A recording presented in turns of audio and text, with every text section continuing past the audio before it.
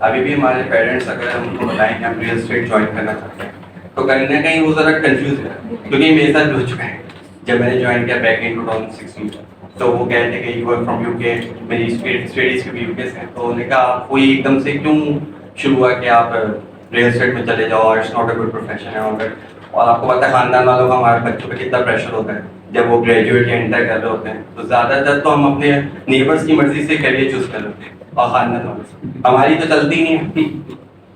तो पॉइंट ये है कि उस गैप को कम करना है, जो ये माइंडसेट है ना उसको खत्म करना है। ये तो शुक्र है कि अब बड़ी कंपनीज आ गई हैं, जमीन है, घराना है या ओएलएक्स है, उसमें क्योंकि अगर आप उनके रिक्रूटमेंट प्रोग्राम देखें तो मिनिमम ग्रेजुएट को ही आएगा, उसके नीचे वो हायर नहीं करते। जबकि जब मैंने भी ज़मीन.com में ज्वाइन किया था 2019 में मैंने काम किया, उस वक्त ये कॉन्स्टेंट्स नहीं थे, but now they are asking for graduate और उन्होंने एज लिमिट भी डाल दी कि आई थिंक बिफोर 30 वो हायर नहीं करेंगे, जो I think which is not fair, क्योंकि जो सेल्स वाला होता है उसकी ना ही क्वालिफिकेशन देखी जाती है भाई, ना ही उसकी एज देखी जाती है, उसको बेचना आना चाहिए। बिल्कुल in layman terms I am speaking right now कि उसको सेल करना आना चाहिए कि वो सेल कैसे करेगा। तो इन्हीं चीज़ों को हम पॉइंट लेके मैंने अपना कोर्स बनाया, लिखा खुद से, क्योंकि मैं बिल्कुल बेसिक रियल एस्टेट से ही आया हूँ, मैंने गुलिस्तान जौहर एजेंसी से ही सीखा, तो मुझे डॉक्यूमेंटेशन का भी पता है, मुझे सारी चीज़ें पता है, कमीशन स्ट्रक्चर वगैरह किस तरह होता है। ऐसा नहीं है कि मैं डायरेक्ट ज़मीन.com में सीखने में आ गया, तो मुझे बिल्कुल बारीकियाँ पता है। कोई भी पैशन या प्रोफेशन आप ज्वाइन करें उसको बिल्कुल ग्रास रूट लेवल से पकड़ें। ये नहीं कि आप बीच में से ज्वाइन कर लें और आपको उसकी पूरी पता नहीं। कोई भी आपकी प्रोडक्ट हो आपको उसका बिल्कुल पता होना चाहिए कि कहाँ से स्टार्ट हो रहा है, इसमें क्या चेंजेस है, तो कोई एजेंट आपको चला नहीं सकते। अक्सर हमारे यहाँ कमीशन में बड़े खट्टे होते हैं एजेंसीज में कि ये इसको इतना दिया जाएगा, इसका इतना डिवीजन होगा, तो अगर आपको नॉलेज ही नहीं होगी कि कैसे होना था तो आप फंस जाओगे, वो आपका हक मान लेगा किसी, जो साफ सी बात है। तो देन आई रियलाइज कि ये हमें इस पे कोर्स लिखना चाहिए, लोगों को समझाना चाहिए, सिखाना चाहिए। हमारे जो यंग ग्रेड्स हैं या जो और लोग हैं जो इस करियर को चुनना चाहते हैं, सीखना चाहते हैं, उनके पास कोई प्लेटफॉर्म ही नहीं है। देन वी रियलाइज, मैं आपके भाई इन सबसे मिला प्रॉक्टेक एकेडमी में, तो उन्होंने कहा why not we launch this course, तो उस पर हमने अपना एक कोर्स बनाया है। उसके कुछ बेसिक्स मैं आपको बताता हूँ।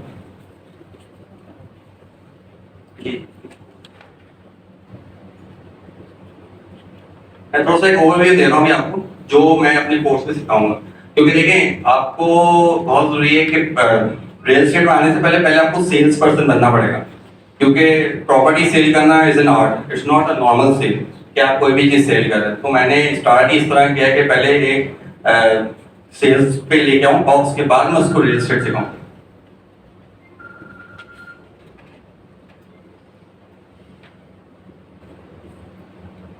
लेकिन पहले मैंने इसको सक्सेस पे लेके आऊँ कि आप लोगों के लिए सक्सेस क्या है।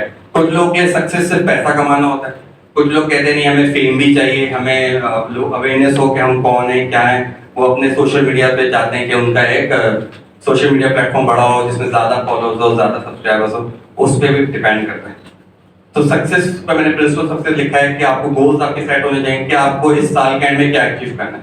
देखिए सेल्स वाले के लिए जरूरी है कि उसका टारगेट हो in end of the year कि मैंने क्या अचीव क्या करना है। मैं बस कमाए जा रहा हूँ या बस मैं चलता चला जा रहा हूँ, ऐसा नहीं। आप एक अपना टारगेट बनाओगे, भले अनरियलिस्टिक हो, टारगेट अनरियलिस्टिक ही होते हैं, लेकिन एटलीस्ट आप उसके करीब करीब पहुंचेंगे तो आप कुछ ना कुछ तो गेन कर लेंगे ना। पॉजिटिव आउटलुक है, ऑब्स्टेकल्स को समझें कि आपको क्या चीज रोक रही है, आप कहाँ फंस रहे हो। आप दूसरों से गाइडेंस लो, पूछो कहाँ मसला आ रहा है, वो बताएगा आपको। आप अपने सीनियर से पूछ सकते हैं। सक्सेस वही आपको जो मैं बताया कि आपके लिए सक्सेस क्या है, गोल्स रियलाइज करें, अपने ऑब्स्टेकल्स हटाएं। मोटिवेशन ये बहुत इंपॉर्टेंट। अगर आप सेल्स में, क्योंकि हमारी जो इंडस्ट्री है रियल एस्टेट की, इसमें कहते हैं कि हवाई रोजी है, जो सही बात है। एकदम से आप जाओगे रियल एस्टेट में, आपकी क्लोजिंग्स नहीं होती, इसमें टाइम लगता है, आपको क्लाइंटेल बनाने में टाइम लगता है। लोग जो भी यंग जनरेशन वो कहते हैं बस थोड़े से उनमें ये होती है कि उजरत ज्यादा होती है कि हम फौरन ही पैसे कमाना शुरू हो जाए, अगले महीने से हमारे पास बहुत सारे पैसे आना शुरू। ऐसा नहीं है, तो उससे वो डीमोटिवेट हो जाता है, वो कहते नहीं है this is not a right career. लेकिन क्योंकि आप बिल्डर ऑफिस में भी, और जैसे मैंने आपको बताया बड़ी मार्केटिंग कंपनीज हैं, वो सैलरीज भी दे रही हैं, तो उनसे आपके फिक्स एक्सपेंसेस निकल सकते हैं। बाकी जो है आपका कमीशन, उससे आप अपने जो लग्जरीज हैं वो भी पूरी कर सकते हैं। इस तरह कितनी बड़ी बड़ी कंपनीज है, HMR है, इमार है, जो आपको पता है फेज रेट में सब बन रहे हैं, उसमें कमीशन स्ट्रक्चर बहुत ज्यादा है, तकरीबन 4% तक जा रहा है। तो अगर 10 करोड़ का अपार्टमेंट है, उसका 4% तकरीबन समझ लें आप 40 लाख रुपए हो गए। अगर आप एक अपार्टमेंट बेचते हैं या ये हो रहा है, मुझे पता है मेरे वहाँ पे रिलेटिव्स हैं वो ये काम कर रहे हैं, तो इसमें डीमोटिवेट नहीं होना, अपने आप को मोटिवेट रखना है चीज़। कॉन्फिडेंस, देखिए कॉन्फिडेंस भी बहुत इंपॉर्टेंट है सेल्स वाले के। अगर आप कॉन्फिडेंट ही नहीं हो तो आपका क्लाइंट समझ जाएगा he is not ready to sell. आप शेकी लगोगे, अपनी पिच में शेकी लगोगे, अपनी ड्रेसिंग सेंस से शेकी लगोगे। तो आपको ये बहुत जरूरी है कि आप being a sales person confident हो कि आप जो भी प्रोडक्ट उसको बता दो। अगर आपको लगेगा आपकी पिच में अक्सर, क्योंकि आप पहले लीड पे कॉल करते हो, अगर आपकी कॉल ही सही नहीं होगी, उसको लगेगा कि इसको प्रोडक्ट का पूरा पता नहीं, या मैं पूछ के बताता हूँ, या मैं आपको बाद में बताऊंगा, आप अपने मैनेजर से पूछ के बताता हूँ, तो वो आपका क्लाइंट जो वो वहाँ पे कट जाएगा, वो बोलेगा नहीं यार is not the right person जो मुझे प्रॉपर्टी सेल कर। तो ये बहुत जरूरी है कि आप अपनी कॉल पे भी और if you in your meeting आप कॉन्फिडेंट हो क्लाइंट को जो भी बता दो। Positive attitude, definitely positive attitude. अगर आपको पॉजिटिव एटीट्यूड ही नहीं है तो आप इस काम में काम नहीं कर सकते, क्योंकि ये तो बेसिकली सबके लिए है, सारी इंडस्ट्रीज की एटीट्यूड है। आप किसी भी फर्म में हो, किसी भी कंपनी में हो, आपको पॉजिटिव एटीट्यूड होना जरूरी है, वरना तो आपका मैनेजर समझ जाएगा कि यार इज नॉट लुकिंग पॉजिटिव या नेगेटिव हो जाता है, बाहर बैठता है, चाय के होटलों पे बैठता है। चाय के होटलों पे भाई लोग सिर्फ नेगेटिव ही करते हैं, पॉजिटिव नहीं करते। सिर्फ वो मुल्क को बुरा वाला कह रहे हैं कि इलेक्ट्रिक को गालियां दे रहे हैं, हर किसी को गालियां दे रहे हैं, तो वहां से बचें और पॉजिटिव रहें। पर्सनल ग्रूमिंग बहुत इंपॉर्टेंट है एज, क्योंकि आप सेल्स में हो तो आपको अच्छा दिखना चाहिए, अच्छा लगना चाहिए। आपके बोलने से पहले आप बंदा सामने से देख के लगे he is a good sales person या ही लुक्स गुड, तो आपके जो पेरेंट्स होते हैं उस वही पहले बोलती है आपके बोलने से पहले। ये मैं, क्योंकि मैं ज़मीन.com में रहा हूँ, वहाँ मुझे सिखाया जाता था कि पर्सनल ग्रूमिंग कितनी इंपॉर्टेंट है। भले आपकी एजुकेशन बाद में आती है, सब कुछ बाद में आता है, लेकिन पहले आपके पेरेंट्स आते हैं। जो बड़ी कंपनी जैसे मैं आपको HMI इमाम था, उसमें तो ये भी बताया जाता है कि आपको घड़ी कौन सी पहननी है, मोबाइल कौन सा रखना है, लैपटॉप कौन सा खोलना है क्लाइंट के सामने, किस गाड़ी में क्लाइंट को विजिट कराने जाना है, यहाँ तक लेवल चलेगा। तो बीइंग अ सेल्स, और अगर आप एक महंगी प्रॉपर्टी बेच रहे हैं तो ये बहुत इंपॉर्टेंट है। अच्छा, मैंने एक ऐसा कोर्स आउटलाइन में आप लोगों को बताने के लिए लेके आया कि हम इस कोर्स में आप लोगों को क्या क्या पढ़ाएंगे।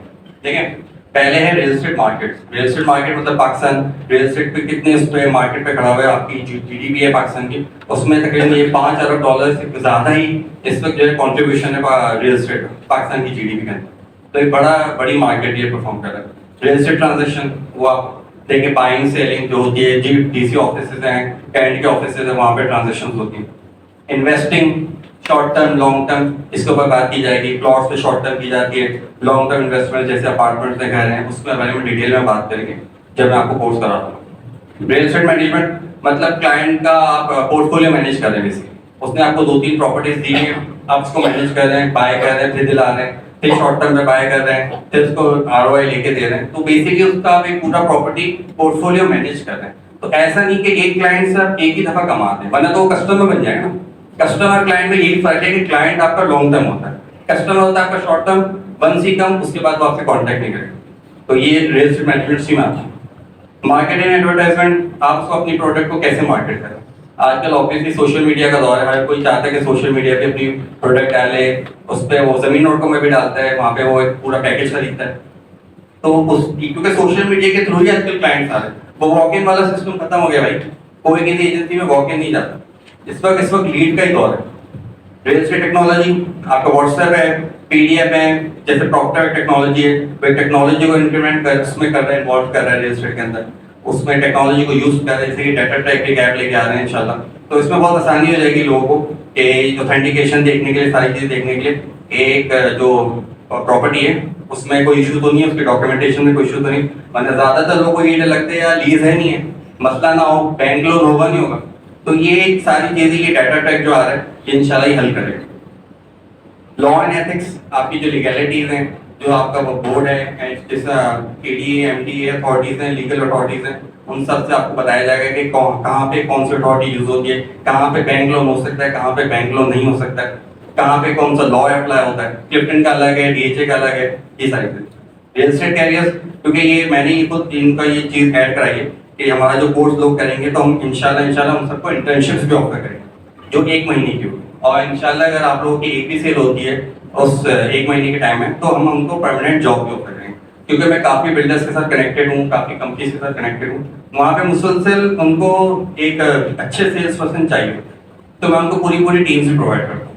तो इंशाल्लाह अगर हम स्पोर्ट्स को आगे लेके चलते हैं, आप लोग इंटर्नशिप करते हैं, तो मैं इंशाल्लाह आप लोगों को उस पर जॉब पे भी लेके जाऊंगा और एक पूरा कैरियर पाथ आप लोगों को। तो you have any questions please ask.